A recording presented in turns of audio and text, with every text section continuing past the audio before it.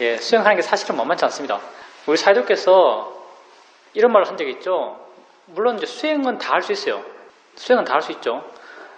그렇지만 어려운 점은 이제 사회도 말씀 그대로 한다면은 수행하는 건 쉽다. 그렇지만 내가 원하는 만큼 되게 힘들다. 내가 원하는 만큼 되게 힘들다. 수행하기 쉽지만 또 사회도 뒷말이 또 뭐냐면 원하는 것이 없으면은 수행은 아주 쉬워진다. 이런 말도 했는데 우리가 원함이 없이 수행할 수는 없죠. 왜냐면 중생이니까. 다 우리가 어떤 행위를 하면은 그 행위에 대해서 바람이 있기 때문에 그 행위를 하는 것이고 수행 또한 수행을 시작할 때 바람을 갖고 수행하는 거죠. 우리가 이 수행에서 바람이란 곧 지혜겠죠. 삶에 대한 지혜, 뭐 내게 알아진 것에 대한 지혜, 내 존재에 대한 지혜. 이런 지혜를 왜 원하는가? 이런 지혜가 있었을 때 우리가 자유롭기 때문에. 우리가 뭐 자유로움, 뭐 대자유인 이런 말 쓰는데 삶에서요 정말 자유라고 하는 건요. 자유라고 하는 건 현재 내게 알아지는 것으로부터의 자유가 진짜 자유예요. 뭐 어떤 자유가 있겠어요? 뭐 어떤 속박으로부터 자유, 뭐 독재 정권으로부터 자유, 뭐 이런 일제 치하의 자유, 뭐 이런 말도 쓰는데 살짝 관념적인 것이고요. 관념적인 것이고 우리에게 진짜 있는 건 현재뿐이고요. 우리에게 자유는 현재 알아지는 것으로부터의 자유예요.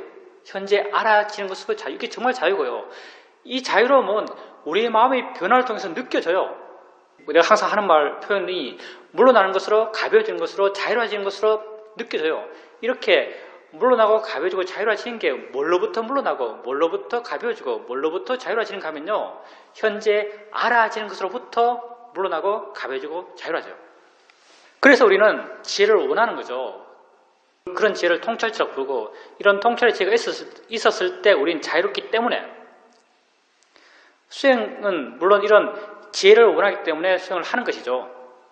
근데 이런 지혜는요, 이렇게 정말 우리가 원하는 지혜가 나기 위해서는 좀 열심히 해야 돼요. 이것도 뭐 내 말이 아니고 우리 사회도 말씀이죠. 사회도 표현은 좀 상당히 해야 된다. 좀 열심히 해야 된다. 이런 표현을 하셨죠. 근데 뭐 시간이 짧든 시간이 길든요, 하면 그렇게 돼요. 우리 마음의 조건이 우리가 다 이렇게 생겼기 때문에 우리 마음이 원래 이렇기 때문에 이렇게 하면 이렇게 되어나가요. 그래서 사실 수행의 제일 중요한 것은요. 수행의 제일 중요한 것은 수행을 바르게 하는 것이에요. 우리가 이렇게 수행해 나가는 것은요. 지혜를 위해서 수행하는 것이고 물론 우리가 이 수행에서 목적 지향적으로 수행하지 말아라. 수행의 결과에 대해 신경 쓰지 말라고 말하는데 그래서 항상 수행하는 과정에 대해서 이렇게 말을 많이 하는데요. 수행을 어쨌든 이렇게 쭉 펴서 보면요. 결론은 지혜예요. 통찰제가 나게 수행하는 거죠. 통찰제가 나게 수행하고 이 통찰제가 났을 때 우리는 자유로워져요. 이 통찰제가 완전해지면 그게 성인이에요. 그게 아란이고. 근데 이제 이렇게 지혜가 나올 수 있는 마음의 조건이 있잖아요. 지혜가 나올 수 있는 마음의 조건. 이게 뭐 오력이고 이게 칠각지고 이게 팔정도고 다 이거예요. 37조도품이라는 것도 사여의조, 오근, 오력, 칠각지, 팔정도, 사성제 다 이게 지혜가 나올 수 있는 마음의 조건이죠. 지혜가 나올 수 있는 마음의 조건에서 통찰제가 생기는 거죠. 결론은 지혜가 나올 수 있는 마음의 조건을 만드는 게 수행이거든요.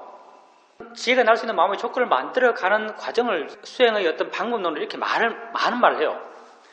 근데 지혜가 날 수 있는 마음의 조건에서는요. 가장 대표적으로 나라는 게 없어요. 우리가 이걸 오력의 균형이 맞다라고 말하죠. 오력의 균형이 맞을 때는요. 나라고 하는 게 없어요. 그냥 마음이 내적으로 마음이 지가 힘이 좋았어. 그 존재의 진행, 알머의 진행이 지 힘으로 스스로 가요. 스스로 되어져 나가는 거죠. 내가 어떻게 되려고 하는 게 아니에요. 스스로 되어 나가려고 하는 것이고 그때는 나라고 하는 게 없는 거죠. 그래서 여러분 수행의 과정이란 게요. 여러분 이전에 말처럼 해나가고 뭐 수동적으로 알아가고 무의지적으로 알아가고 처음에는 아는 걸 질문하면서 알아가고 나중에는 아는 걸 질문하지 않아도 그냥 알아가고 해나가는 과정들이요. 여러 가지로 이 과정 전체적 맥락을 다 설명할 수 있겠지만 그 가운데 하나가 내가 주로 들어가는 과정이에요. 내가 주로 들어가는 과정을 알 수 있어요. 따라서 여러분 수행에서 더 중요한 게 뭐냐면 여러분이 이제 수행하면은 아까 내가 일상의 삶 속에 수행하기 힘들다고 말했죠. 근데 여러분이 일상의 삶 속에 수행할 때가 어떨 때 주로 수행하냐면요. 마음이 힘들 때 수행해요. 수행을 좀 오래 했다면은 마음이 힘들 때는 항상 수행하려고 할 거라고 믿어요. 이것도 안 되면 좀 문제가 있고 사실요. 마음이 힘들 때는 수행해야 돼요. 마음이 힘들 때라면 보여지는 것이 나를 괴롭힐 때, 보여지는 것을 보면서 내가 괴로울 때 아직 보이는 거야. 사람이 아니야. 옆에 벽이나 저 사람이랑 똑같아. 보일 뿐이지. 이렇게 수행해요. 들리는 것을 들을 때, 들으면서 마음이 괴로울 때, 들리는 것일 뿐이야. 소리일 뿐이야. 저건 소리지. 다른 소리나 저 소리나 실제는 똑같아. 라고 하면서 소리에 대해서 소리를 대상으로 수행해 나가죠. 이걸 통해서 마음은 조금 편해지고 조금 가벼워지고 조금 자유로워져요. 근데 이럴 때는 한번 돌이켜보세요. 이럴 때는요, 강력한 내가 개입돼 있어요. 내가 그 상태가 싫어요. 내가 그 상태를 바꾸고 싶어요. 내가 그 상태를 바꾸기 위해서 나의 노력이 들어가요. 대상이라고 이렇게 줘야 되고, 자연의 이치다라고 이렇게 줘야 되고, 저건 소리일 뿐이라고 이렇게 줘야 되고, 느낌일 뿐이라고 이렇게 줘야 되고, 생각 때문에 괴롭다면 생각일 뿐이라고 이렇게 줘야 되고, 내가 이렇게 주는 이 모든 것이요, 다 나의 노력이에요. 여러분이 실제 수행에서 여러분에게 더 중요한 것은요, 여러분에게 어떤 경량의 자극을 일으키는 대상보다요, 아무런 자극을 일으키지 않는 대상이 더 중요해요. 왜냐하면 이런 대상으로는 수행하는 마음이 아주 바를 수 있기 때문에. 여러분에게 어떤 대상들이 여러분에게 특정한 마음의 경향을 일으키지 않나요? 그냥 좌선하고 있는데 들리는 바람 소리, 좌선하고 있는데 알아지는 엉덩이 느낌, 이런 것에 대해서는 여러분이 크게 마음의 반응을 일으키지 않아요.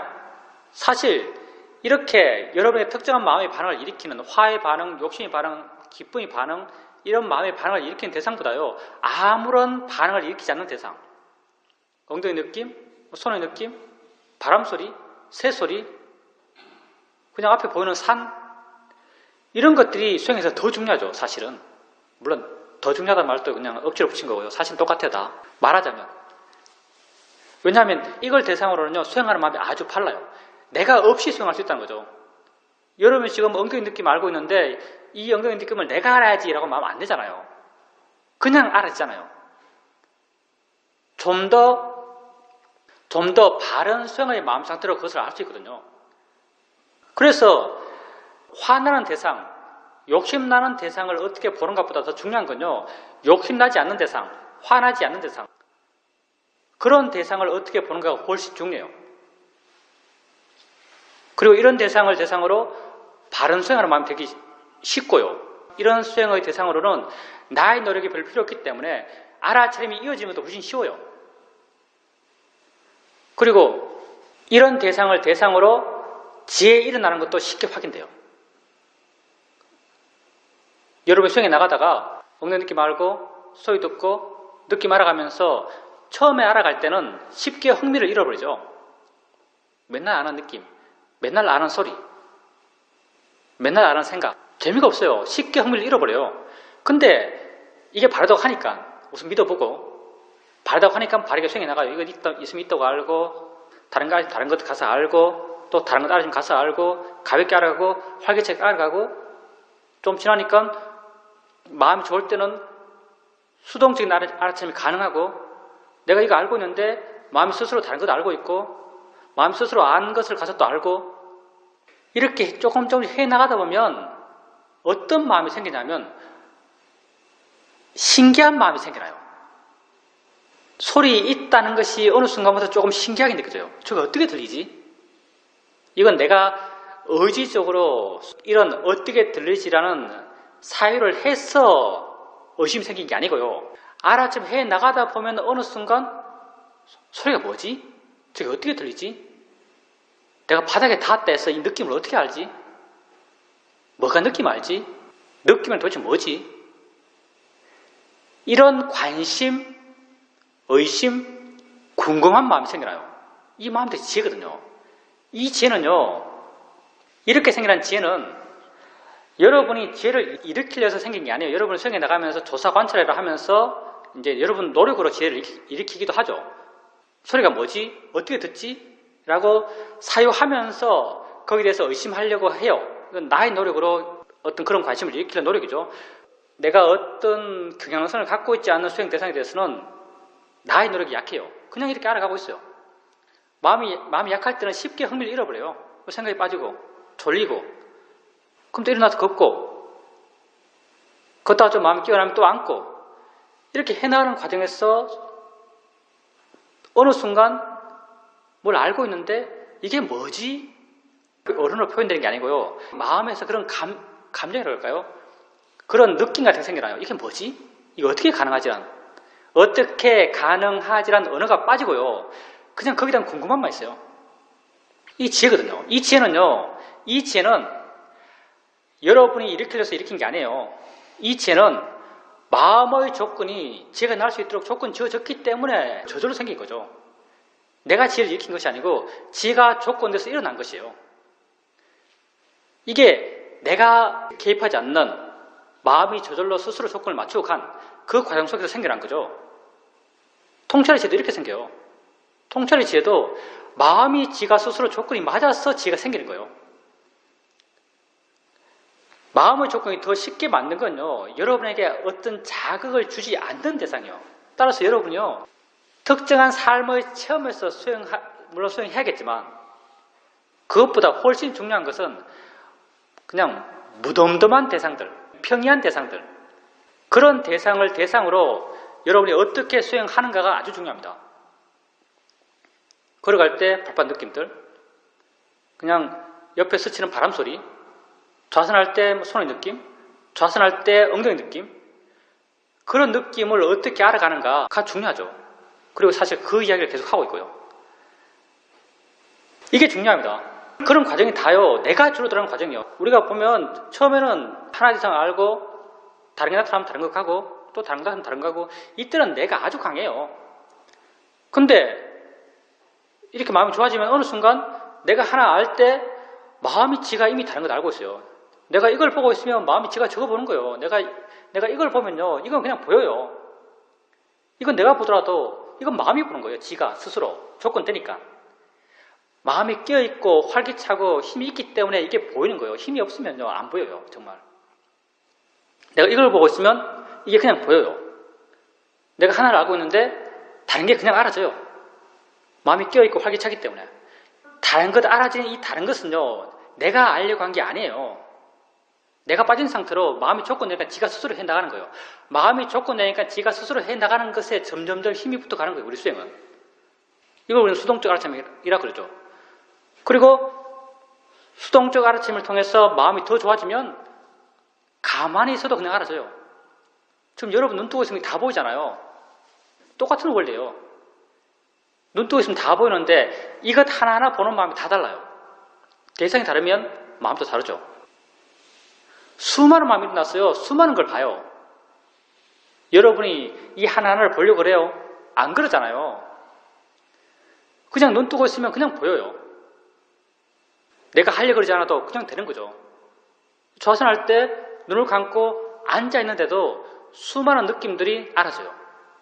내가 알려하지 않는데도. 나라고 하는 것이 나의 노력, 나의 개입이 더욱 줄어든 거죠. 우리가 알아차림이 이렇게 변해갑니다라는 그 변화의 방향은요. 다 내가 주로 들어가는 방향이에요. 그리고 여러분이 수행의 바른 결과를 갖기 위해서 여러분이 힘써서 나아가야 될 길이죠. 가볍게 활기찬 알아차림, 수동적 알아차림, 물러나서 무의지적으로 단지 지켜보는 알아차림 이렇게 해나가는 거죠. 이렇게 해나가다 보면은 점점 나라고 하는 게 줄어들고 점점 마음이 지 스스로 하는 그런 수행이 돼요. 마음이 지 스스로 해나가요. 사실은요, 원래 마음이 지 스스로 해봤어요. 눈 뜨면 원래 마음이 보잖아요. 소리 있으면 원래 마음이 들어요. 수행도 원래 그러하기 때문에 알아지는 것을 마음이 원래 알아요. 이게 우리의 알아차림 상태예요. 원래 알아지는 것이기 때문에 마음이 저절로 알아요. 이걸 우리는 무의적인 알아차림, 여러 가지 알아지는 것을 단지 물러나서 지켜보는 알아차림 이렇게 말하는 거죠. 마음의 힘이 그만큼 좋아졌다는 말이고요. 이런 수행의 과정을 통해서 점점점 지혜가 날 수 있는 좋은 마음의 힘은 좋아져 갔어요. 그리고 이렇게 되었을 때 그 이전에 무의지적으로 알아차림했다 하더라도 그렇게 무의지적으로 알아차림했던 대상들은 관념이었거든요. 관념들이었어요. 이런 관념을 대상으로 마음은 많이 자유로워졌죠. 이럴 때 우리는 아는가라고 물어보면서 실제의 법을 한번 이해해보려고 그래요. 아는가라고 물으면서 실제의 법을 한번 이해해보려고 그래요. 실제란 것이 곧 내 존재의 진행이 진짜 있는 거예요. 이걸 법이라 그러고 파라마타라 그러고 실제라 그러고 이렇게 부르는 거죠. 아는가라고 묻게 되면요, 마음 힘이 좋을 때 알아지는 게 있잖아요. 알아지는 게 있죠. 소리가 있고 느낌이 있잖아요. 당연히 알아지는 것이 있으니까 당연히 그걸 알고 있는 게 있겠죠. 사회적으로 충분히 가능한 거잖아요. 알아지는 것이 있으니까 당연히 그걸 알고 있는 게 있겠죠. 근데 이 있는 건요, 마음에 쉽게 와닿지가 않아요. 분명히 있지만, 사회해보면 있지만 쉽게 와닿지가 않아요. 근데 여러분이 알아지는 것들, 이때 알아지는 것 다 관념이죠. 알아지는 관념으로부터 마음이 이렇게 많이 자유로우면요, 아는가 모르면 아 그래 알고 있네, 알아지는 것을 알고 있네라고 마음은 이해해요. 우리가 표현을 알고 있다고 표현하지만 이 언어적 표현하고 좀 달라요. 그냥 뭐가 있다라고 느껴져요. 알아지는 것과 함께 있는 뭐가 느껴져요. 존재감이 느껴져요. 이걸 우리는 안다라고 이 작용을 이름 짓고 있죠. 이 작용을 사실 이름 짓는 거예요. 안다라고. 이걸 우리는 아는 마음이라 그러고 이걸 우리는 실제는 법이라 그래요. 법을 이해하는 게 왜 중요한가? 우리 마음은 반드시 대상을 가져야 돼요. 마음의 대상이 법이죠.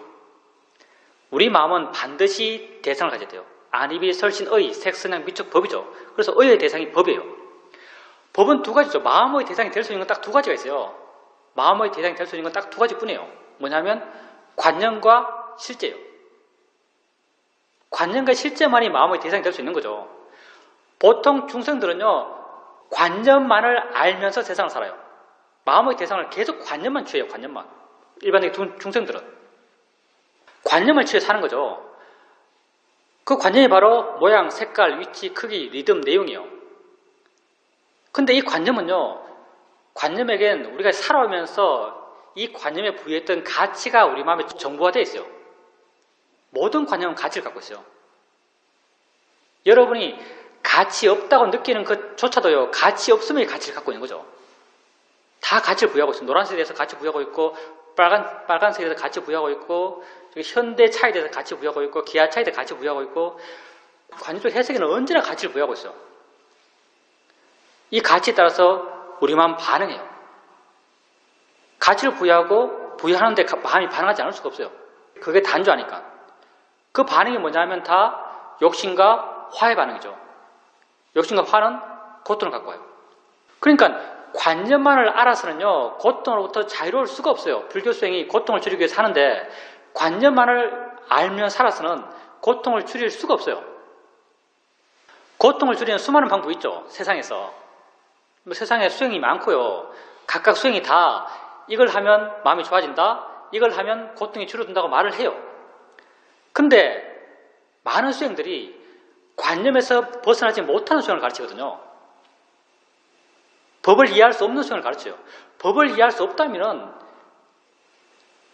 그 관념에 대해서 부여한 가치로부터 자유로울 수 없고, 가치로부터 자유로울 수 없다면 고통으로부터 자유로울 수가 없어요. 마음은 뭔가 대상을 취하면서 일어나야 되는데 그 대상이 관념뿐이라면, 관념이 부여한 가치에 따라 일어나는 욕심과 화로부터 자유로울 수가 없는 거죠. 관념 이외에 우리 마음이 대상으로 취할 수 있는 것이 바로 법이에요. 근데 이 법은요, 이 법은 모양도 색깔도 위치도 크기도 리듬도 내용도 아무것도 없어요. 지금 엉덩이 느낌 있잖아요. 느낌 있다 말할 수 있는 것은 느낌을 알기 때문이에요. 사회적으로 충분히 유추할 수 있잖아요. 느낌 있네? 느낌 아는 무엇이 있으니까 내가 느낌 있다고 내가 알겠지. 분명 느낌 아는 무엇이 있을 거예요. 근데 느낌 아는 무엇이 분명 있는 것 같은데 이거 어디 있나요? 어떤 모양인가요? 어떤 색깔인가요?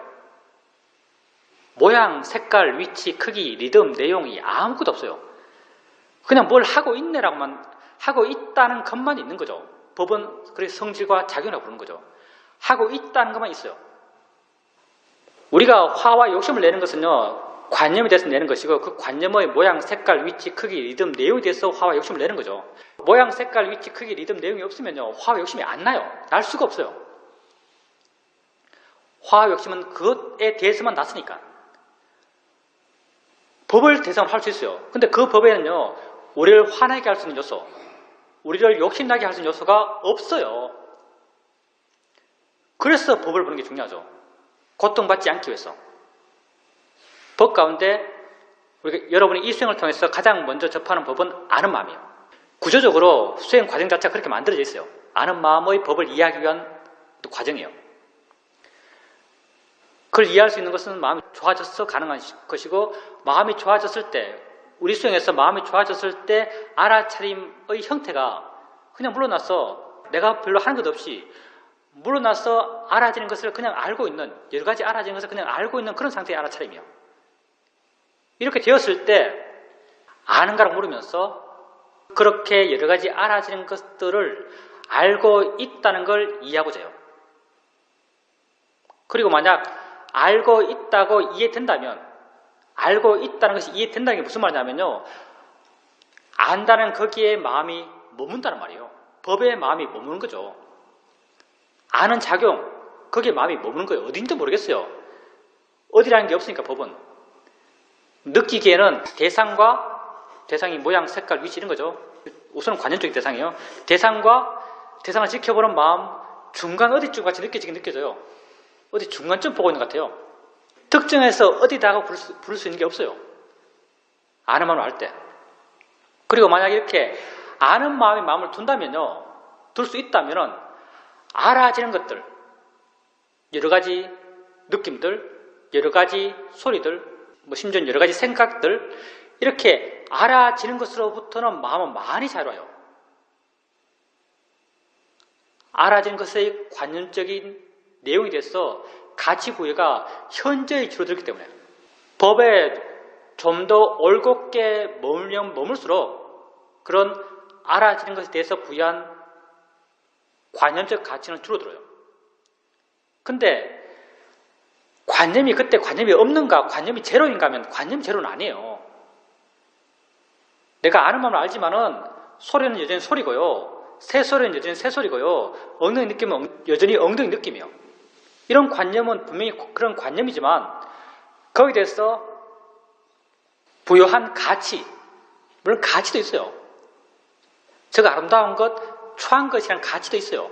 가치도 없을 수 없어요. 가치가 있어야죠. 그래야 똥과 꽃을 주면 너 뭐 할래? 하면 꽃을 취하죠. 똥을 취할 거예요? 옛날에 도반듣게 이야기하면서 부처님한테 똥과 꽃을 주면 부처님 뭘 취할까? 똑같은데 이해가 얕았던 상태였죠. 수행을 하면 무뼈 가면 가치 자체가 없다고 생각했어요. 꽃도 보이는 것, 똥도 보이는 것이잖아요. 냄새를 하면 다 냄새도 그냥 맡아지는 거예요. 냄새일 뿐이죠. 그러면 뭘 할래? 그러면 뭘 할까? 라고 우리끼리 토론한 적도 있어요. 결론 사실 잘 몰랐어요, 그때. 여러분이요, 법을 이해하면 관념에 대해서 가치 부여가 제로가 되는 게 아니에요. 이건 좋은 것, 이건 나쁜 것이에요. 근데 좋은 것에서 욕심이 일어나잖아요. 나쁜 것에서 화가 일어나잖아요. 법에 마음이 머물 수 있을 때는. 만약 좋은 것 나쁜 것 자체가 없다면은 여러분이 사회에서 뭘 취해야 될지, 뭐가 옳은 것인지, 어떤 행동을 해야 될지, 어디로 가야 될지는 전혀 모르는 거죠. 바보 되는 거죠, 사실은요. 왜냐하면 가치는 분명히 있으니까. 똥은 똥의 가치가 있는 것이고, 꽃은 꽃의 가치가 있어요. 착한 사람은 착한 사람의 가치가 있는 것이고, 거짓말 하는 사람은 거짓말 하는 사람의 가치가 있는 것이에요. 당연히 그런 가치가 있어야 거기에 대해서 내가 적당한 말과 적당한 행동을 할 수 있는 거죠. 법을 이해한다 해서 이런 가치가 제로가 되는 게 아니에요.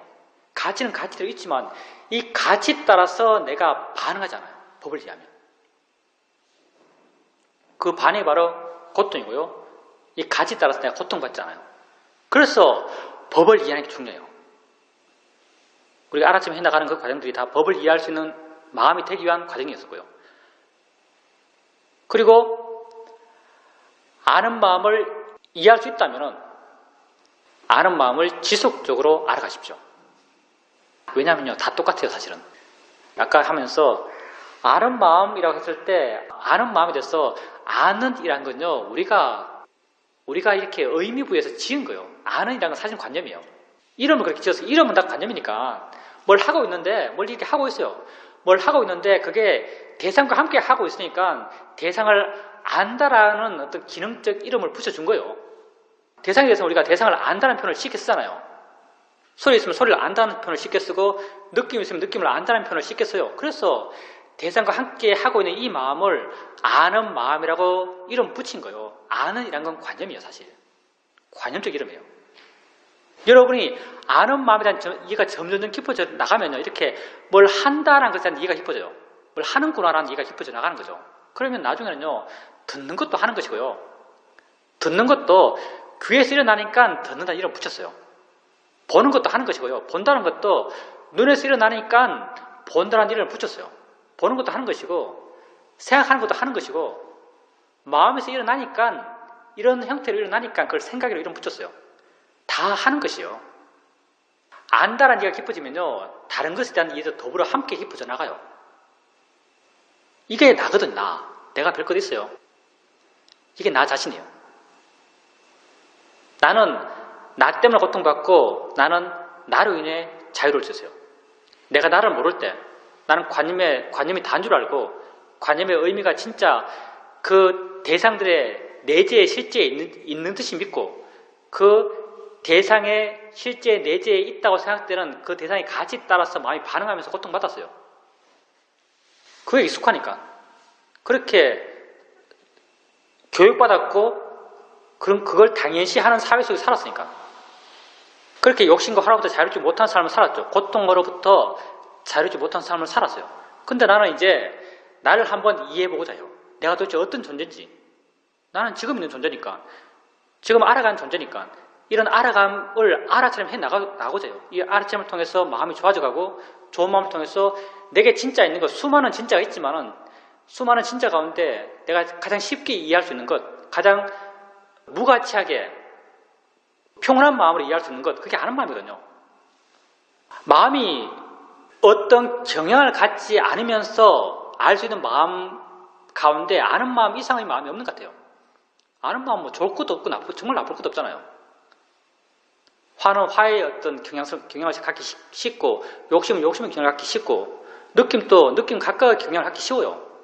근데 아는 마음은 뭔가 좋다고 할 것도 없고 정말 좋다고 할 것 없잖아요. 아는 마음은 싫다고 할 것도 없어요. 아주 우백한 마음으로 알 수 있는 가장 바람직한 좋은 대상 같아요. 이렇게 실제는 법인 아는 마음의 작용을 이해해 나가게 되면 다른 모든 작용이 더불어 이해돼요. 그리고 그렇게 이해되어 나갔던 그런 것들이 다 나 자신, 이 순간 알고 있는 알므로 살아가는 나 자신이에요. 나를 이해하면 나는 진정 고통받을 필요가 없는 존재죠. 내가 왜 보는 것 때문에 고통받아요? 다 내가 만든 건데. 그 모양, 그 형태, 그 가치들. 내가 왜 들리는 소리 때문에 고통받아요? 소리의 내용 다 내가 해석한 거예요. 그 내용의 가치 내가 해석한 거예요. 내가 왜 느낌 때문에 고통받아요? 내가 왜 생각 때문에 고통받아요? 생각은 생각인데 내가 칼에 찔리는 생각을 한다면은 내가 칼에 찔리는 생각을 하는 거지 칼에 찔리는 게 아니에요. 생각 때문에 왜 고통받아요? 여러분이 여러분 자신을 이해하면 여러분은 고통받을 필요가 없는 존재예요. 그 수많은 여러분의 여러분에게 일어나는 그런 알면 일어나는 들은요, 여러분을 고통스럽게 할 수 없어요. 단지 내 스스로 만든 나의 함정, 물론 내 스스로 만든 건 아니죠. 그렇게 교육받았고 그렇게 주어졌고 태어나면서부터 그렇게 세상을 인식해왔던 우리 어떤 측면에서 우리 존재의 굴레 같은 그런 굴레 속에서 우리 고통받아왔지만요, 자유로워질 수 있는 가능성이 있어요. 다들 그런 자유로워질 수 있는 가능성, 그 자유로움의 길을요 한번 가보십시오. 오늘 수행을 좀 심각하게 이야기했네. 보통 때는 수행을 아주 쉬운 걸로 이야기해요. 지혜 그거 아무것도 아닙니다. 지혜 그거 다 우리 일어나는 거라고. 여러분 소리 듣다가 소리가 마음에 걸리면은 한번 해주라고. 저 소리를 뿐이야라고 하면 해주라고. 소리를 뿐이라고 해주면은 작은이나마 그 소리부터 조금 마음은 자유로워진다. 이 자유로워지는 게 바로 지혜다. 뭐 지혜 나이가 얼마나 쉬우냐. 이게 보통 때 하는 말이고요. 근데 본질에 대한 이해는요, 나의 노력이 빠진 상태에 지가 생겨나야 돼요. 노력하는 그 순간은 억지로 익히는 것이고, 억지로 익히는 것은 힘이 없어요. 억지로 일으킨 조건은요, 순간 그 조건을 내가 만든 거예요. 뭐 어떤 측면에서 내가 만들었다는 것은 근본적인 입장에서 말이 안 되지만, 내가 내 상황을 판단할 수 있는 그런 기준에서는 저 소리를 뿌냐라는 그런 나의 노력을 통해서 그 조건을 내가 만들었어요. 내가 만든 조건 속에서 좀 물러나요. 지가 생긴 거죠. 근데 항상 있을 수 있는 지혜, 내 삶의 문제를 본질적으로 해결할 수 있는 지혜는요, 마음 지조건이 스스로 되어서 그런 지혜가 생겨나야 돼요. 나의 노력이 빠진 상태로, 나라고 하는 것이 없는 상태로. 그러기 위해서는 상당히 수행해야 돼요. 그리고 이런 수행에서 중요한 건요, 가끔 한 번씩 부딪히는 자극되는 상황에서 어떻게 수행하는가 중요한 게 아니고요, 항상 부딪히는 자극되지 않는 상태에서 어떻게 수행하는가가 중요해요.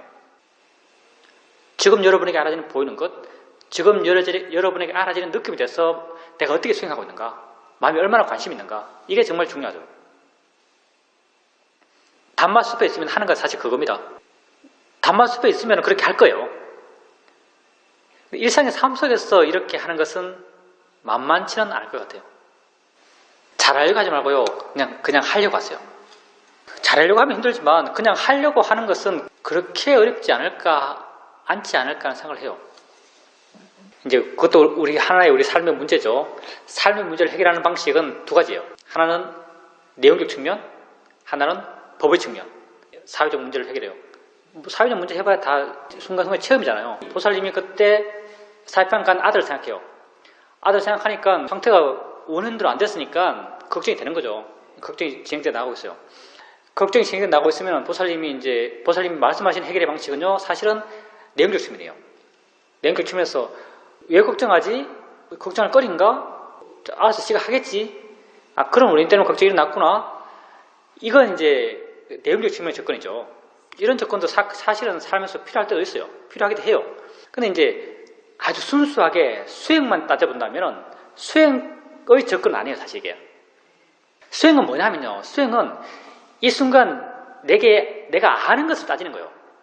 이 순간 내게 알아지는 걸 따지는 거죠. 예를 들어서 보살님이 아들이 교육하면 지가 알아서 조치를 하겠지. 그 아들이 와서 조치하는 건 안 알아지잖아요. 이게 알아지지 않는 걸 따지는 것은 관념이에요. 근데 법의 입장은요, 내게 지금 알아지는 걸 따지는 거예요. 내게 지금 알아지는 게 뭐냐면요, 아들이 어떻게 할까라는 생각들이 막 꼬리에 이어지고 있어요. 이 생각들이 알아지는 거죠. 이 생각들이 알아지면 도대체 이 생각이 뭐야? 생각의 내용 때문에 내가 충격을 받아야 돼? 누가 생각하지? 마음이 생각하는 거지. 이 내용 때는 괜찮고 왜 이 내용 때는 충격받지? 이렇게 보살님이요, 지금 이 순간 현재 보살님에게 알아지는 것에 대해서 고민하면 이건 수행이에요. 이게 이제 법의 방향으로 고민해 가는 거죠. 그러면은 보살님이 만약 그렇게 바르게 해서 바른 이해가 생겼다면요, 그때 보살님에게 알아지는 사이판간 아들 생각이 조금 시시해진 듯이 느껴져요. 좀 가벼워진 듯 느껴지고 그것으로부터 마음이 조금 물러나듯이 느껴져요. 이게 지혜거든요. 그럼 이런 지혜는 그 이전에 보살님이 했던 내용적 접근과 뭐가 다른가? 보살님이 내용적 접근했을 때는 사이판간 아들이 어떻게 됐지? 지금 내가 그냥 생각만 하는 거지, 뭐 와서 알아서 하겠지, 자기 일 자기가 해결할 거야, 내가 걱정할 건 아니야, 내가 왜 이렇게 생각할 필요가 없는데 라고 하면서 정말 사유의 내용대로 생각할 필요가 없지라고 마음이 이해했어요. 생각할 필요가 없지, 그건 성인인데 지가 알아서 하겠지라고 마음이 이해해서 마음이 내려놔요. 이것도 편해지고 내용에 대해서 가벼워지고 좀 자유로워졌어요. 근데 이런 내용적 접근은요, 케이스 바이 케이스예요. 그 케이스에만 이게 적용이 돼요. 다음에 딸이 있는지 모르겠지만 딸이 어떤 문제가 생겼어요. 또 생각하면요, 이건 새로운 케이스가 생겼어요. 새로운 케이스가 생겨서 새로운 접근을 해나가야 돼요. 다음에 또 다른 문제 생기고 또 다른 문제, 또 다른 문제, 또 다른 문제, 그냥 널뛰기 하는 거예요. 그리고요, 이런 과정을 설령 100만 번 하더라도 문제를 해결 안 돼요. 우리 몇 번 했을까요? 지금까지 이런 식의 문제 해결을 우리가 살아오면서 몇 번 시도했을까요? 아마 수십만 번 정도 되지 않을까요? 너무 많나? 수만 번 했을 것 같아요. 근데 우리는 생각으로 자유롭지 못해요. 또 새로운 케이스에 생각이 일어나면 또 괴로워요. 고민해야 되고 해결책을 모색해야 되고 케이스 바이 케이스 이런 내용적 접근은요. 문제를 본질을 해결할 수가 없어요. 그러면 법의 접근. 이건 생각이지 마음이 생각하는 거지 하면서 생각하고 있는 내용의 가치 없음, 가치 없는 건 아니지만 내용에 따라서 내 마음이 반응할 필요가 없음을 깨달아가요. 이건요. 다음에 다른 내용의 생각이 일어나면 그것도 똑같은 내용이에요. 여기서 이해한 지혜가요. 똑같이 다른 내용의 생각에 적용이 돼요. 또 다른 내용의 생각이 떠오르면 거기도 똑같이 적용이 돼요. 이건 동일한 포인트를 이 지혜의 포인트로 간다면 동일한 포인트를 계속 짚어요. 그 짚을 수 있는 경우가 되면 아들 생각에 한 번 짚고 딸 생각에 또 한 번 짚고 손자 생각에 또 한 번 짚고 옆집 사람 생각에 또 한 번 짚고 남편 생각에 또 한 번 짚고 짚는 포인트가 똑같거든요. 생각이야? 마음이 생각일 뿐이야? 내용 가치 없어? 내용에 따라 반응할 필요 없어? 똑같은 포인트예요. 계속 찍어 나가는 거죠. 당연히 이걸 얼마나 찍겠어요? 평생 찍어요. 당연히 구멍이 점점 커져요. 점점 깊어져요. 왜냐하면 계속 하나니까 한 곳을 계속 뚫고 있으니까 당연히 점점 깊어지고 점점 넓어져요. 이게 지혜 깊이와 지혜 넓이죠. 그러니까 삶에서 문제가 생겼을 때 우리 마음은 1차적으로 달려가는 것은요. 내용을 달려가요. 그 내용에 대해서 고민하죠. 근데 고민했다가도 수행적으로 한번 돌이켜보세요. 수행적으로 돌이키는 것은 법으로 그 문제를 해결하려는 시도예요. 생각이지 라고 해보는 거죠. 마음이 하는 것이지 내용은 내가 만든 것이지 지금 나는 생각하고 있는 것이지 체험하는 것이 아니지 라고 한번 해줘보세요. 이런 방향의 해결은 본질적이에요. 그리고 케이스가 달라져도 이 적용은 그대로 똑같이 적용돼요. 근데 그때 재밌는 게 뭐냐면 그렇게 마음이 작용할 때 재밌는 게 뭐냐면 사이판에 간 아들 생각을 해요. 하는데 보살님이 생각의 진행을요. 아들이 돌아와서 아들의 상황이 어떻게 전개될 것이라고 구체적으로 생각 안 해요. 그냥 사이판 간 아들 생각하면은 전부가 그냥 쭉 들어와서 그냥 결론이 걱정이에요. 마음이 그 순간 수많은 정보를 취합해가지고 바로 지가 스스로 결론을 만들어내요. 이 결론이 바로 마음의 느낌이거든요. 마음의 느낌으로 결론이 나요. 마음의 느낌이 그때 무겁죠. 무거워. 그냥 무거움을 느껴져요. 마음이 굉장히 빨라요. 사실 이런 어떤 무거움이 생기는 과정까지는 우리가 피할 수가 없어요. 거의 피할 수 없어요. 왜냐하면 그 관념적 대상, 아들이라는 관념적 대상에 대해서 가치 부여가 아주 강하기 때문에 그 가치로부터 내 마음이 자유로울 수 없기 때문에. 근데 보살님 마음이 정말 좋으면요. 아들 상황을 듣고 아들 상황이 문제가 있다고 알지만 보살님은 걱정하지 않아요. 알지만은. 그랬을 때 정말 아들을 위해서 뭘 해줘야 될까를 보살님이 명확히 알아요. 그때 아들 상황에 대해서 걱정하지 않을 때요. 아들이 어떻게 되어도 상관없어 이런 마음이 아니에요. 아들 지가 알아서 하겠지. 지가 어떻게 되든 지 할 일이지라고 이렇게 팽개친 그런 마음 절대 아니에요. 여전히 아들을 사랑하고 있고요. 아들을 위하고자 하는 마음이 있어요. 그렇지만 마음이 자유로운 상태로 위해요. 우리가 일반적인 마음이 아니죠. 자유로운 상태로 상대를 위해요. 이럴 수 있어요. 자유로운 상태로 상대를 위해요. 그리고 이게 진짜 상대를 위하는 거예요. 자유롭지 않은 상태로 상대를 위하잖아요. 우리가 세상에서 사회에서 흔히 상대를 위한다는 마음. 자유롭지 않은 상태를 위해요. 내 아들인데 제가 잘 돼야 되는데 안 되면 어떡하지 걱정하면서 위해요. 이렇게 위할 때잖아요. 이런 위함은 아주 엄격히 말하면 이런 위함은 위함이 아니에요. 이런 위함은요. 아들을 위하는 마음이 아니고 사실 나를 위하는 마음이에요. 한번 잘 보세요. 이런 마음은요. 아들을 위하는 마음이 아니고 나를 위하는 마음이에요. 내 아들이 잘 돼야 될 텐데 그리고 이런 마음을 어떻게 걱정하면 보살님 상황 잘 모르겠어요. 그냥 일반적으로 이야기하는 거예요. 보살님 꼭 케이스가 아니고 내 아들 안 된 걸 딴 사람에게 어떻게 말할까 이런 걱정돼요. 이 마음은. 경험해보자면요. 내 가까운 사람이 안 됐어요. 그럼 걱정하는 마음이 일어나죠. 걱정하는 마음 가운데 한 구석에요. 누구한테 이걸 말해야 되는데 어떻게 말할까? 그게 부끄러움도 느끼거든요. 굉장히 이기적인 마음이에요. 남을 위하는 것 같이 느끼지만요, 이 마음은요, 남을 위하는 마음이 아니에요. 자기를 위하는 마음이지. 번뇌는 남을 위하는 마음이 아니에요. 자기를 위한 마음이지. 정말요, 상대로부터 자유로운 마음에서 상대를 위할 때 이게 정말 위하는 것이고요. 상대로부터 자유롭지 못한 마음으로 상대를 위할 때는요, 이건 나를 위하는 마음이지 상대를 위하는 마음이 아니에요. 물론 그게 사회적으로는, 일반적으로는 상대를 위하는 마음이 맞아요. 근데 자기 스스로 냉정하게 자기를 객관적으로 자기 마음이 하고 있는 걸 보고 있으면요, 그건 상대를 위하는 마음이 아니에요. 나를 위하고 있고, 상대를 걱정하는 마음이 아니에요. 나를 걱정하고 있지. 나를 걱정하고 있어요. 그 마음은.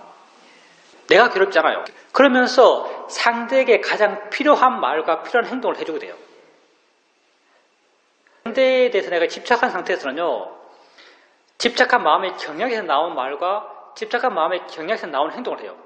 그건 나의 에너지로 하는 거예요. 상대의 기준이 있지 않고요, 나를 기준으로 해서 상대에게 말하고 나를 기준으로 해서 상대에게 행동해요. 그 행동과 말은요, 사실 상대를 위한 게 아니고 나를 위한 거예요. 물론 일반적으로는 그게 상대를 위하는 거예요. 사람들은 그걸 상대를 위한다고 말을 해요. 근데 자기 스스로 내 마음을 진짜 내가 내 스스로 보면요, 나는 아주 그때조차도 이기적이에요. 그걸 갖고요, 우리가 이제 수행이 더디다, 수행이 잘 안 된다, 마음이 힘이 약하다라고 평가할 때, 뭐 우리가 수행하다 보니까 자기를 계속 평가하죠. 자기 수행에 대해서 평가해 나가요. 평가 기준이 두 측면이 있어요. 두 측면의 평가 기준이 있는 거죠. 하나는 번뇌 측면, 하나는 지혜 측면이에요. 보살이 말한 게 이제 번뇌 측면이죠. 화가 일어났는데 화가 옛날보다 훨씬 강하더라. 화가 일어났는데 화에 빠졌더라. 화가 일어났는데 화가 원인된 생각을 계속 해나가더라. 생각에도 빠지더라. 이거 수행이 안 되는 게 아닌가. 이렇게 이제 번뇌 측면에서 내 수행을 판단하는 경우, 이건 아주 부정하고 전혀 믿을 게 못돼요. 수행을 만약 판단한다면 지혜적 측면에서 수행을 판단하셔야 돼요. 왜냐하면 번뇌 측면은요, 이미 번뇌가 일어났고요. 화라면 화를 알고 있는 마음도 이미 번뇌에 물들어 있고요. 화에 물들어 있고요. 화는 화 자신의 고유한 경향이 있어요. 화는 나쁘게만 보는 경향이 있는 거죠. 화가 판단하면 화의 경향으로부터 자유로울 수가 없어요. 화가 무던한 판단을 하게 되는 거죠. 객관성이 전혀 없어요. 그래서 사도가 이런 말을 하는 거죠. 번뇌를 줄이려는 수행은 없다. 예, 번뇌를 줄이려는 수행은 없어요. 지혜를 키우려는 수행만 있는 거죠. 지혜가 키워지면은 지혜가 커진 그 원인으로 해서 번뇌는 줄어요. 근데 번뇌 자체를 줄일 수는 없어요. 지혜를 키울 수만 있지. 따라서 우리가 자기 수행을 판단할 때 지혜가 있는가, 지혜가 힘이 좋아졌는가를 판단할 수 있어요. 그리고 지혜 있을 때는 마음의 조건 자체가 평온해요. 우백가잖아요. 지혜의 힘만큼 우백가 힘이 좋아져요. 우백가가 욕심과 화가 없는 것이요. 경향이 없는 거죠. 그러니까 있는 그대로 보는 거죠. 화가 욕심이 있을 때는 화의 경향, 욕심의 경향으로부터 자유로울 수 없어요. 수행을 판단할 때도. 근데 지혜가 있을 때는 마음이 우백가이기 때문에 있는 그대로 알게 되는 거죠. 그렇기 때문에 객관적으로 알 수 있는 것이고, 지혜의 증감을 알 수가 있어요. 우선 보살님이 첫째 지혜를 한다면요, 우리가 수행해서 일상의 삶 속에서 그런 걸 만났어요. 그럼 내가 지혜 있나 지혜 없나를 알 수 있는 첫 번째 근거는요, 내가 이건 생각이야 라는 발행견을 일으켜 줄 수 있는가 없는가. 이건 생각이야 라는 걸 다 할 수 있을 것 같아요. 그 지혜 없으면 못해요. 지혜 없으면요, 할 생각도 안 들어요. 이거 생각이야, 이거 화일 뿐이야 라는 바른 견해를 일으켜 줄 수 있다면, 내가 이거 할 수 있구나, 바르게 보려고 하는구나, 이게 지혜예요. 두 번째로 말한다면, 생각이야 라고 했을 때 마음이 그렇게 알아지는 생각으로부터 좀 변하는가. 변화의 방향은 가벼워짐, 물러남, 자유로워짐이에요.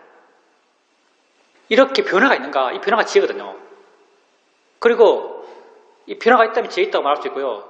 또 나아간다면 얼마나 변했는가, 얼마나 자유로운가, 얼마나 물러나 있는가, 이걸 통해서 수행이 된다 안 된다를 말할 수 있는 거죠. 그러니까 보살님께서 만약 한다면은 그런 상황이 됐다, 생각이 진행된다, 근데 내가 바른 견해도 일으킬 수 없더라 라고 한다면 수행의 힘이 약했다고 말할 수 있어요.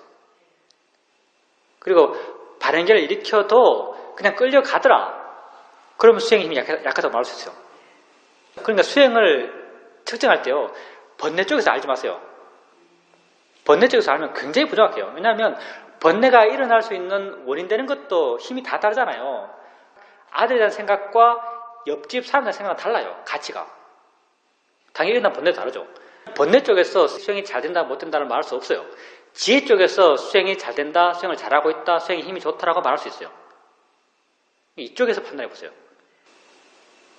자연이 있다, 대상이다, 무슨 생각일 뿐이야 이런 게 해보셨어요?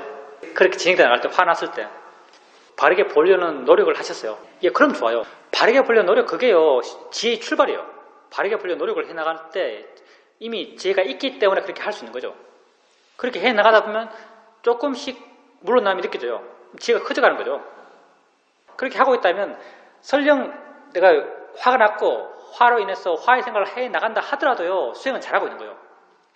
수행은요, 화가 없어서 수행을 잘하는 게 아니에요. 수행은 뭐가 있더라도 이걸 바르게 보려고 노력하는 게 수행을 잘하는 것이고요, 바르게 보려는 노력을 통해서 조금 마음이 물러나가 자유롭다면 수행을 잘하는 거예요.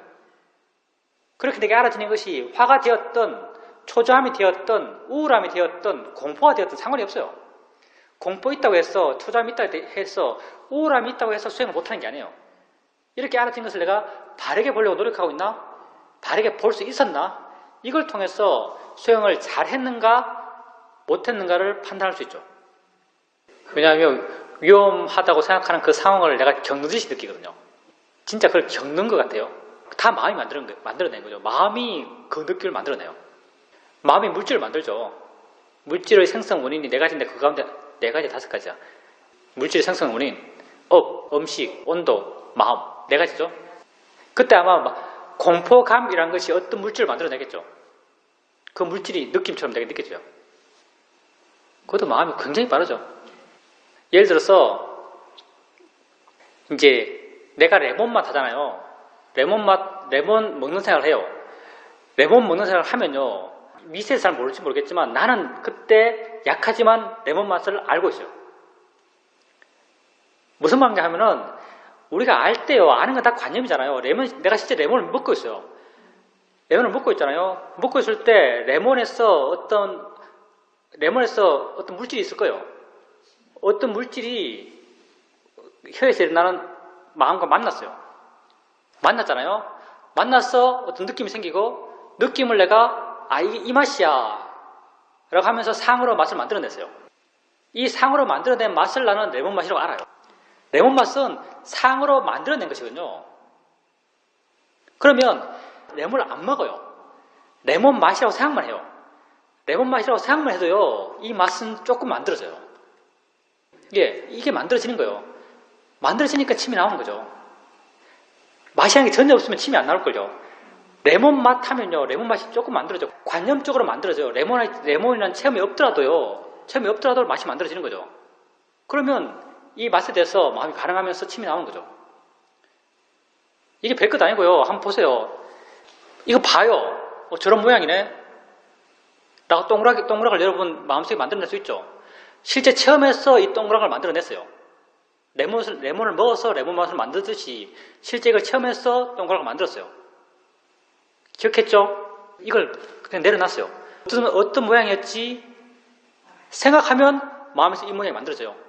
시커멓고 둥그렇지, 비슷하게, 아주 정밀하지 않겠지만 체험하지 않아도 이 관념이 만들어진다는 거예요. 이 똑같이 레몬을 안 먹더라도 레몬 생각하면 레몬 맛을 내가 만들어내요.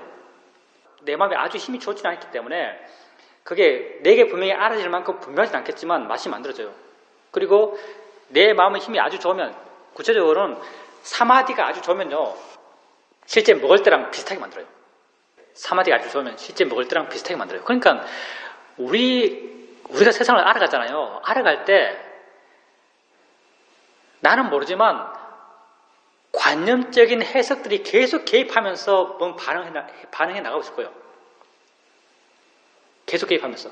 나는 그걸 명료하게 지금 내가 체험하는 것이다, 순수한 관념이라고 잘 알지 못한 상태에서 관념적인 순수하게 내 마음으로 만들어내서 체험에 덧붙인 관념들, 수많은 덧붙인 관념 속에서 우리는 살아가고 있을 거예요. 그것도 신기한 거 맞죠? 우리가 세상에 반응하는 한 형태입니다. 수행하려고 하는 것, 그게 첫째예요. 그리고 지혜도 바르게 보려고 노력하는 그 시도 자체가 지혜예요. 거기서부터 지혜는 출발하는 거죠. 당연히 덜 얽매이죠. 그 사람이 얽매인다 한다면요, 그렇게 알아들인 것의 관조적 해석이 얽매이는 거예요. 저렇게 말하면 안 돼. 이 상황에서 저렇게 할 말이 아니야. 뭐 저렇게 행동을 하면 안 돼. 이런 그 행동과 그 말의 내용, 그 말의 형태들, 이런 어떤 관조적 해석에서 마음이 얽매이는 거죠. 근데 그 사람께서 이제 점점 아는 마음 본데 익숙하고요.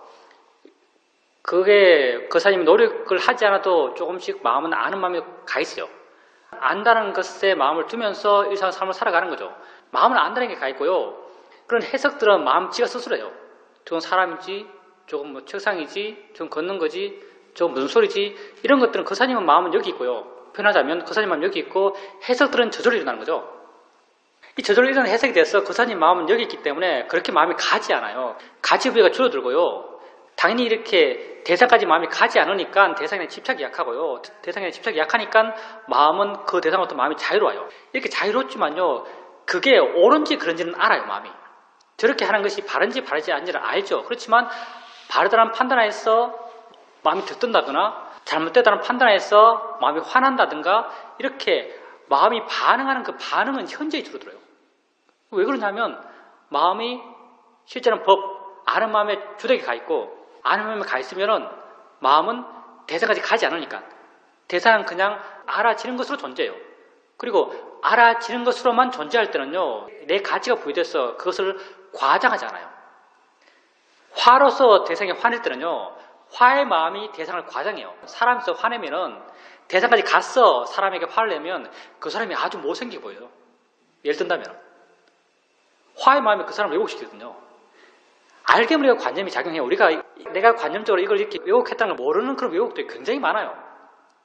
근데 그 사님은 아는 마음에 가 있고 대상들은 그냥 알아줘요. 알아줘야 할 만큼 알아줘요. 그때는 왜곡이 없어요. 그냥 그대로 알아지는 거예요. 당연히 그 사람의 마음에서는 그렇게 설령 옳다 그러다고 판단하더라도 그 옳음과 그러다는 판단에 따라서 일어나는 마음의 반응은요, 과거와 비교되지 않을 만큼 약해요. 당연히 그렇게 반응이 적어져 나가는 거죠. 그리고 이제 그 사람이 많이 반응할 때, 옛날에는 자연이 이치다 대상이라고 반응을 일으켰고 지금은 그렇게 일으키지 않고 마음이 어떻게 반응하고 있나, 마음의 진행을 관심 있게 본다고 했잖아요. 옛날에 왜 그렇게 관심 있게 못 받는가? 옛날에는 어떤 소리에서 마음이 반응하면요, 그 소리 대처하기에도 바빠요, 마음. 그 소리 들으면서 저건 자연의 이치야, 대상이야, 소리일 뿐이지, 무슨 내용은 내용일 뿐이야, 내 해석일 뿐이야 하면서 바르게 보려고 노력하면서 그 소리를 대처하는 것도 바빠요. 다른 이유가 없는 거죠. 사실은요, 소리 듣잖아요. 소리 듣고 많이 반응했어요. 반응하면서 여기서 막 자연의 이치야, 대상이야 막 하고 있어요. 하고 있을 때 이 소리와 하고 있는 이 마음의 거리감이 있잖아요. 거리감이 사실 굉장히 가까워요. 앞에서 주먹 닿을 만큼 막 치고받고 있는 거예요, 사실은요. 그러면서 자연의 이치야, 대상이야, 별것 아니야, 내용이야 이렇게 하고 있는 거죠. 지혜를 막 일으키려고 해요. 그리고 지혜가 일으켜지면은 이 거리감이 조금 생겨나요. 그럼 지금 어떤가? 지금 소리가 들려요. 물론 반응까지는 어쩔 수 없죠. 좋지 않다고 판단하고 마음이 조금 반응이 있어요. 그렇지만요, 안 가요. 그 사람이 지금까지 계속 키워 올려고 했던 지혜들, 대상이란 지혜, 자연이란 지혜, 소리를 뿌리는 지혜, 내용 따라서 반응할 필요가 없다는 지혜, 이런 지혜가 이렇게 지켜보는 마음에 점점 내재화돼요. 내재화된 지혜는요, 언어적 내용을 갖고 있지 않아요. 그냥 마음의 작용이 그래요. 거의 모든 지혜의 내용이 묶어져서 이게 다 녹아 있어서 총체적인 지혜가 여기 보는 마음이 있어요. 이 지혜가 마음을 여기까지 가게 하잖아요. 화는 나지만 떨어져 있어요.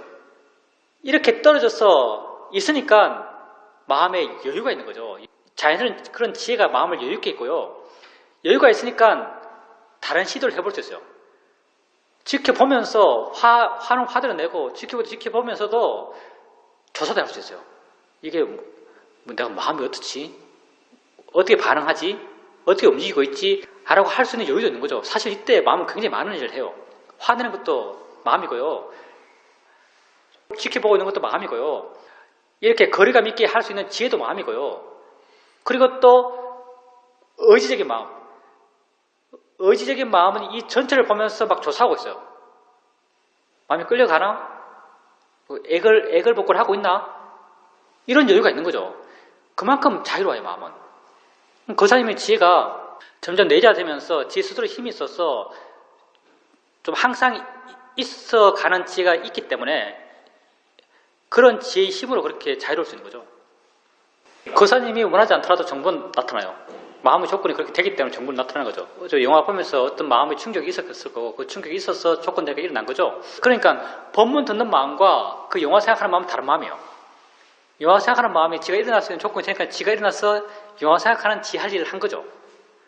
모든 게 다 그래요. 사실은 수많은 정보가 지가 일어날 조건 되면 지가 일어나서 지 할 일을 해요. 그러니까 거사님 말씀처럼 내게 도움되는 정보를 사야겠다라고 하는 것도 바른 말이고요. 내게 가장 도움되는 것은요, 수행이에요. 이것도 정보예요. 거사님께서 아까 우리 좀 전에 말했던 거. 거사님이 어떤 소리 들으면서 화가 나요. 옛날에는 화에 같이 붙어서 이 소리야, 대상이야, 자연이자 막 하고 있었어요. 거의 싸우듯이 하면서 바르게 보려고 노력했어요. 1년 지나고 2년 지나고 3년 지나면서 이제 소리 들리면 분명히 안 좋은 소리인데 불구하고 그 내용이 날 욕하는 소리인데 불구하고 소리 듣는 순간 마음은 이미 이렇게 물러나 있어요. 좀 멀어져서 보고 있어요. 멀어져서 보고 있다는 게 무슨 말이냐면요. 소리라고 순간 인식해요. 내가 소리라고 정리하지 않더라도 마음은 소리라고 인식해요. 인식하는 순간 소리에 대한 지혜가 이렇게 있어요. 일어나서. 이것도 지가 조건돼서 일어나서 있는 거예요.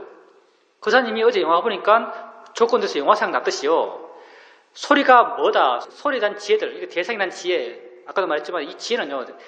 특정한 내용이 있는 게 아니에요. 대상이라는 것, 자연의 이치라는 것, 소리를 뿐이라는 것, 내용에 대해서 반응할 필요가 없다는 것, 이런 모든 소리에 대한 이해들, 나아가서는 모든 법에 대한 이치도 다 같이 녹아있어요. 그냥 다 녹아있는 지혜죠. 이 지혜가요, 소리 듣는 순간 조건되니까 소리 알고 있는 마음과 함께 있어요. 이 힘들이 계속 커져나가요. 이것도 정보가 주어지니까 나타난 거예요. 이렇게 좋은 것들은, 이 좋은 것은요, 소리를 들을 때마다 있을 수 있어요. 사실 마음이 수행을 계속 이어지게 해나가고 있다면 소리 들을 때마다 항상 있어요.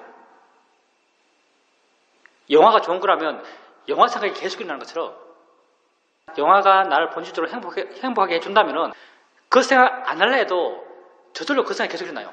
이거와 똑같은 거예요. 내가 지혜 있게 안 하려고 해도 소리 있는 순간 지가 스스로 있어요. 그럼 소리는 계속 듣잖아요. 계속 지혜가 있어요.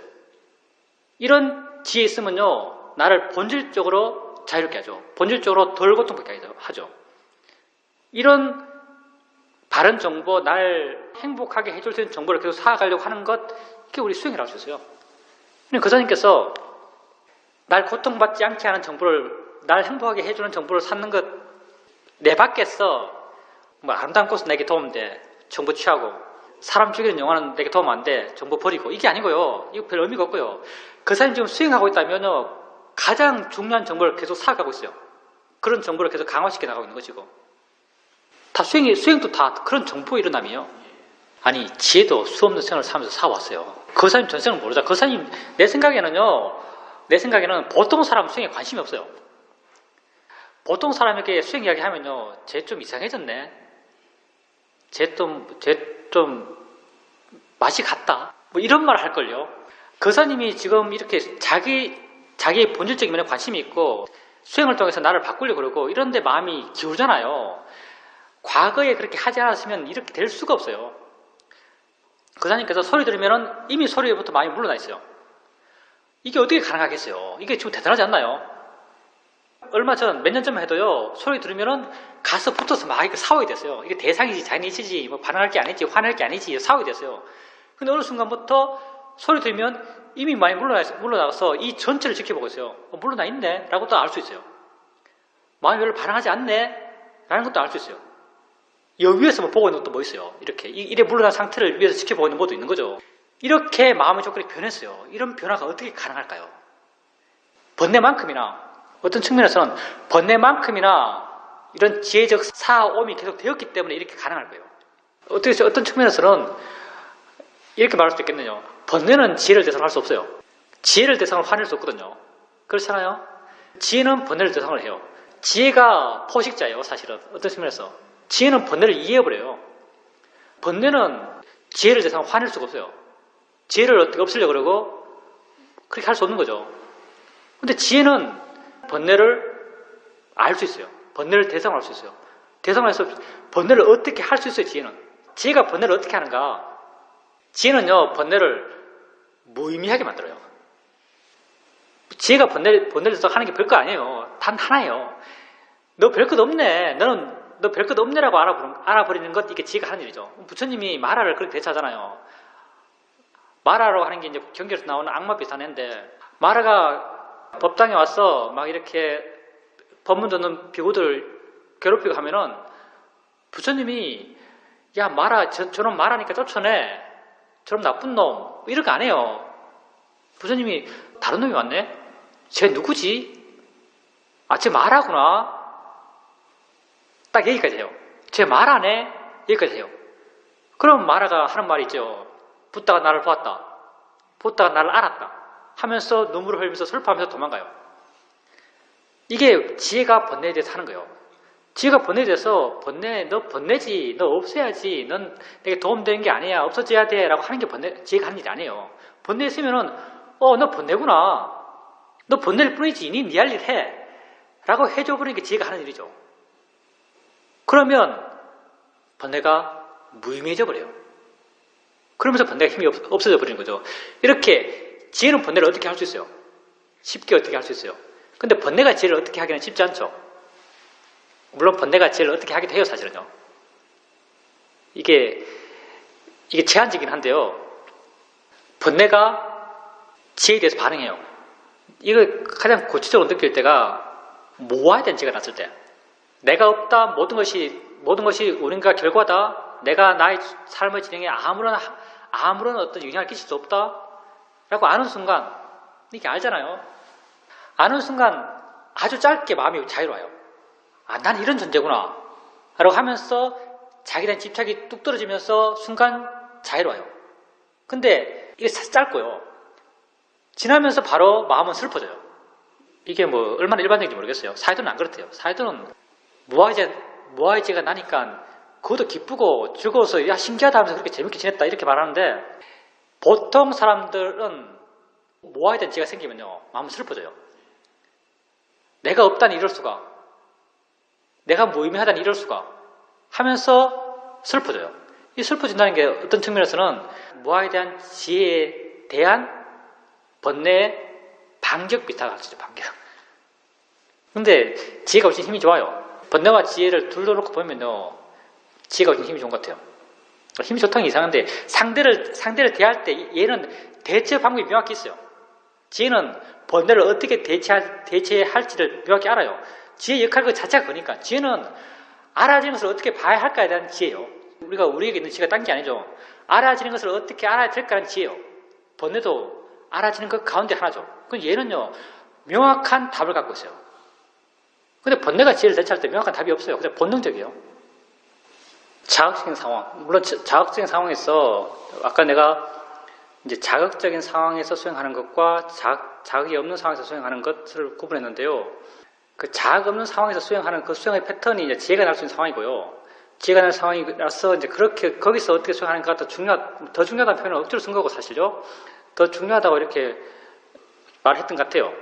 그렇지만 자극되는 상황에서 수행하는 것이 그 가치가 약한 건 또 아니에요. 자극이 됐다는 것은 내 마음이 반응했다는 것이고요. 내 마음이 반응했다면 당연히 노력을 해야죠. 내 마음이 반응했다는 게 욕심과 화의 반응이고, 욕심과 화가 있을 때는 수행을 잘 못해요. 내가 없는 상태 수행이 안 되는 거죠. 욕심과 화가 있을 때는 내가 빠진 상태의 수행이 자연스러운 수행이 안 돼요. 그럴 때는 이제 노력하는 거죠. 본문 듣고 바르게 보려고 하고 자연인체 이해하려고 그러고 이렇게 해나가는 거죠. 근데 이렇게 자극되는 상황에서 내가 수행하려고 노력해 나가요.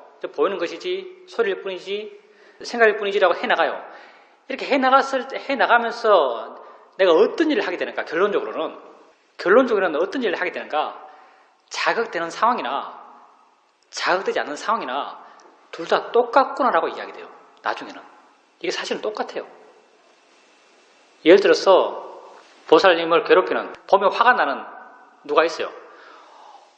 보면 화가 나는 누가 있어도요, 물론 보통 때 내가 그 사람보다 화를 내요. 화를 내는데 수행해 나가면서 법에 대해서 점점 알아가고 법에 대해서 이해해 나가면요. 나중에는 그 사람을 보나 내가 지금 산을 보나 이 둘은 내 알매에서 내 현재의 알매에서 똑같구나라고 이해해요. 사실 모든 알매 일어나면 보살님 안에서 나는 것이고요. 보살님이 뭘 보든 그 법은 보살님 안에서 나는 것이고요. 뭘 듣든 그 들음은요 보살님 안에서 나고 있는 것이요. 보살님이 자극된다는 그 자극은요 보살님 안에서 해석된 그것에 대해서 보살님이 부여한 가치요.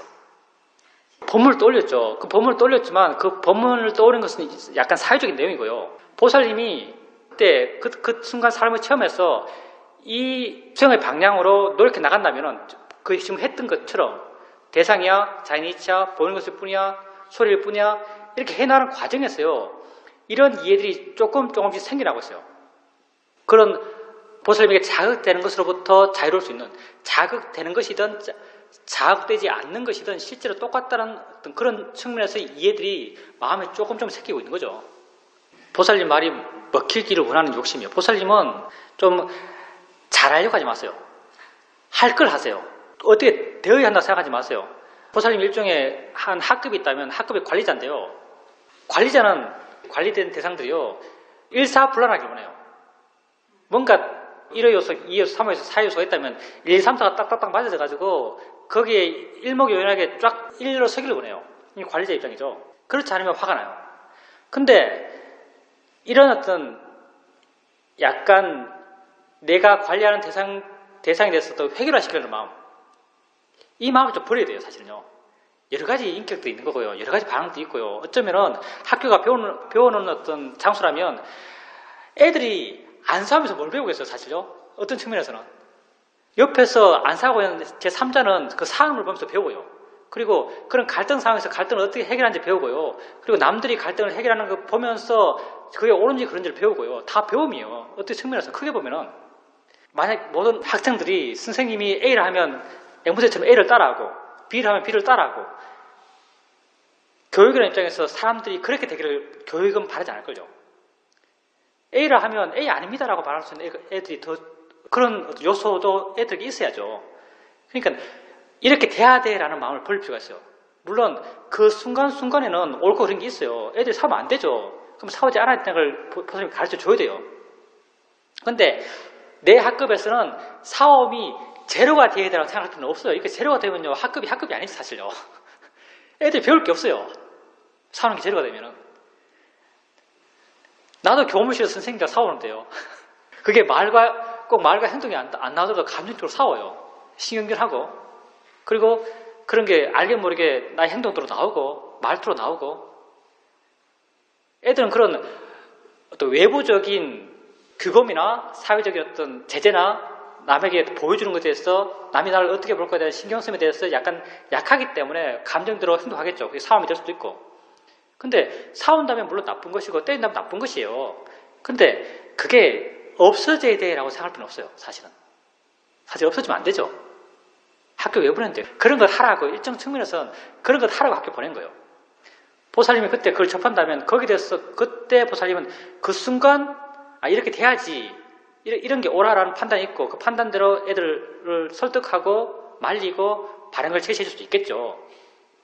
근데 돌아와서도 우리 반은 왜 이렇게 많이 싸우지? 라고 생각할 필요는 없어요. 돌아와서 지금 내가 그걸 접하고 있지 않는 상태에서 생각을 일으키면서 그걸 괴로워할 필요는 없어요. 그때 그 순간에 그걸 대체하고요. 돌아서서 있는 걸 보세요. 느낌들, 소리들, 옆에 사람들, 누가 내게 말하면 그 말소리들. 획일적인 마음은요, 그렇게 바람직하지 않아요, 사실요. 사함이 없는 학급은요, 좋은 학급이 아니에요, 사실. 어떻게 꼭 돼야 되는 게 아니에요. 애들은 싸움에서 큰다 그러잖아요. 근데 보살님은 그때 그 싸움을요, 싸움을 없애야 돼라는 마음으로 보고 있으면 보살님 대상이 밀착한 거예요. 그럼 화가 난 것이고요. 그 해결을요, 화로 해결해요. 그 해결하는 과정에서 보살님은 화의 에너지를 뿜어내고 있어요. 그러면 이 에너지는요, 그 대상들에게, 상대방들에게 도움이 안 돼요, 사실은. 보살님이 원하는 해결이고요. 보살님이 되고자 하는 상태를 만들고 싶어요. 그 사람들이 이렇게 그 사람들에게 어떤 마땅히 도움되는, 그 사람들 자신에게 정말 도움되는 말과 행동을 하는 게 아니고 보살님을 위한 마음이 돼 나가요. 욕심이 원래 그러니까, 욕심과 화가 원래 그런 마음이니까. 근데 보살님께서 거기서 좀 수용적이면요, 애 또 사오네 하면, 그 선생님들 중에 그런 선생님도 있을 거예요. 사오면 그냥 애 사오는구나 하면서 보고 있는 사람들, 남자 선생님들 하면 그럴 수도 있을 것 같아요. 보살님 마음은 이렇게 돼야 돼요. 사오는구나, 떨어져 있어요. 그러면 그 상황에서 객관적으로 판단하죠. 사면 안 되지, 남에게 도움되지 않지 해서 가서 어떤 그 상황을 정리해 나가죠. 정리해 나갈 때도 마음이 이렇게 물러난 마음을 하게 되면요, 훨씬 여유롭고요, 훨씬 바르게 하고요, 그리고 훨씬 그 상대를 위하는 마음으로 할 수 있어요. 그러니 사움이 없어야 돼라는 생각은요, 내가 생각하기에는 바르지 않은 것 같아요. 사올 수도 있어요. 물론 사오면 해결해야죠. 이게 정말 나쁜 거야고 없어져야 해라는 마음으로 해결하는 것은요, 바른 해결의 방식이 아닌 것 같아요. 보이면 보이는 대로 해결하고요, 들리면 들리는 대로 해결하고요, 생각과 똑같아요. 보이고 들리지 않는데 내가 생각하면서 교류할 필요는 없어요. 물론 생각도 해야 될 수도 있겠죠. 어떻게 하면 좀 더 애들에게 도움될까를 생각해야죠. 근데 번뇌로서 하는 생각은 잘못된 거예요. 사움이 없어져야 되는데 라고 화로서 생각하면 그 생각은 잘못된 거예요. 욕심과 화는 잘 될 수가 없어요. 욕심과 화는요, 문제를 바르게 해결하지 않아요. 욕심은 욕심의 경향으로 해결하고 하고요, 욕심은 그냥 다 부시고 싶어요. 심지어 욕심이 부신 거예요. 화는 다 부시고 싶어요. 애들이라면 화는 그 애가 내 학급에 없었으면 좋겠어요. 이게 화의 마음이에요. 바른 해결이 아니죠. 화와 욕심은 바르게 해결하지 못해요. 그러니까 돌아서 혼자 있으면서 그를 생각하면서 화내면서 생각하고 욕심내면서 생각하는 것은 의미가 없어요. 생각을 하더라도 마음이 평온할 때, 마음이 객관적일 때 생각해야만 그 상황을 정말 애들에게 도움될 수 있는 어떤 상황적 전개로 생각해 나갈 수 있어요. 다 스타일이 있는 거죠. 물론 교육자라서 다 자기 스타일이 있고, 그 스타일이 자기 성향이나 자기 마음의 힘이나 마음의 성향에 따라서 나온 거죠. 보살님은 보살님 스타일이 있는 거예요. 그 사람을 따라갈 수 없어요. 그리고 전제를 훌륭한 교육자로 한다면은 뭐 학급이 조용하고 뜨던 사람 없고 사람 없고 뭐 성적 잘 나오고 학급이 좋으니까, 학급이 남에게 칭찬받으니까 그 담임은 훌륭한 선생이야. 이건 사회적인 그렇게 판단할지 모르겠어요. 근데 이건 엄청 부정확한 것이고요. 이건 사실 말도 안 되는 거고, 사실은요. 훌륭한 교육자라면 그 교육자 그 개인의 입장에서 판단되는 것이고요. 그 개인의 입장에서 판단되는 것이고, 그 개인이, 그 교육자 한 명이 얼마나 남을 위해서 하고 있는가, 얼마나 좋은 마음을 하고 있는가, 나를 위하는가 남을 위하는가, 그 대상이 학생일 뿐이죠. 대상이 학생이고 그 학생을 대상으로 내가 얼마나 좋은 마음을 일으키는가 라고, 이렇게 좋은 마음의 크기로 훌륭하다 훌륭하지 않다고 말할 수 있을 거예요. 보살님께서 너무 일종의 성과 위주죠. 학교에서 나온 타이틀이 있죠. 이런 학급이 좋은 학급이라는 공유하고 있는 의식이 있잖아요. 근데 이런 데는 얽매일 필요 없어요. 보살님이 정말 남을 위하는 마음이 생기라고, 이러면 난 정말 이렇게 의미 있게 사는구나 라고 알 수 있어요. 내 가치는, 내 삶의 의미는요, 내가 판단하는 거죠. 남이 판단하는 게 아니에요. 보살님께서 정말 애들 보면서 대상들이 집착하지 않고 물러나서 자유로운 마음으로 있을 때 스스로 알아요. 자신이 그 아이를 위한다는 것. 내가 위하고 있다고 알아요. 그때 보살님이요, 정말 교육자로서 스스로의 가치를 느낄 거예요. 보람을 느낄 거예요. 의미를 느낄 거예요. 그게 신심이거든요. 당연히 그렇죠. 마음이 좋다가 나쁘다 실수를 하는 거죠. 근데 무엇은 일관성이 있어야 하냐면요, 수행하려는 노력은 일관성이 있어야 돼요. 마음이 안 좋으면 안 좋은 마음을 자연의 이차 대상에 보고요, 마음이 좋으면 좋은 마음을 자연의 이차 대상으로 보고요. 이건 똑같아요. 안 좋은 마음도 내게 알아지는 것이고, 좋은 마음도 내게 알아지는 것이고, 소리도 내게 알아지는 것이고, 느낌도 내게 알아지는 것이요. 내게 알아지는 것에 대해서 하는 나의 대처는요, 언제나 똑같아요. 이런 걸 하고 있어야 된다는 거죠. 이걸 하고 있다면요, 보살님은 바르게 살고 있는 것이요. 지금 보살님 마음이 좋기를 바라지 말고요, 지금 보살님에게 알아진 것을 바르게 보기를 원하세요. 그게 보살님이 원해야 될 거예요. 내 마음이 안 좋지 않기를, 좋아지기를 원하지 마세요. 이건 조건 따라 되기도 하고 안 되기도 해요. 근데 내가 할 수 있는 게 뭐냐면, 내게 알아진 것을 바르게 보려는 노력은 할 수 있어요. 익숙하게 해왔잖아요. 끊임없이 해오고 있는 게 이거거든요. 이건 할 수 있는 것이고, 이건 이어지게 할 수 있는 것이고, 나아간 다음에 이건 계속 할 수 있어요. 그러면 이것을 원인으로 결과적으로 좋은 마음들의 힘들이 좀 좋아져 갈 것이고, 좋은 마음들이 나쁜 마음들보다 좀 더 오래 지속되어 나갈 거예요. 근데 좋은 마음 이 자체를 오래 있기를, 항상 있기를 원하는 데서 이게 있을 수가 없죠. 할 수 있는 것은 수행하는 것을 더 자주, 더 오래, 더 이어지게 해나갈 수 있는 거죠. 그러니까 보살님이 살면서 이걸 해야지라고 하는 것은요, 수행해야지 그것 하나예요. 다른 건 저절로 맞춰